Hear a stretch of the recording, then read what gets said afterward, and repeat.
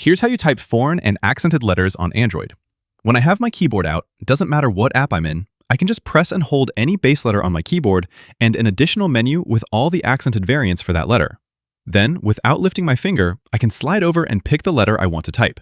Not lifting your finger is the important part here because if you let go, the submenu will disappear the second you let go of your keyboard. So press and hold, and then without lifting your finger, slide over to the letter you're looking for. Pretty simple. If you're looking to type more text in another language, or need characters that are not available with this long press trick, we can add a separate keyboard for that. On Gboard, you'll see the gear icon to go to the settings, and on the very top, you'll see an option for languages. You can add multiple keyboards for different languages, which will have a layout specifically designed for that particular language. So, if I look for something like Japanese, for example, I can pull up all the variants for Japanese keyboards, choose the one that I like, and then add that to my saved keyboards. Now when I go back to my apps, I'll get a notification saying Japanese is installed, and I can tap the language button on the bottom right to switch between my available keyboards. So, it's that little globe icon in the bottom right corner. I'll tap that, and my keyboard will change to Japanese.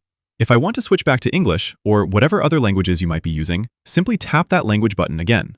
And that's it. Super easy. Click that like button if this helped, subscribe for more, and I'll see you all in the next one.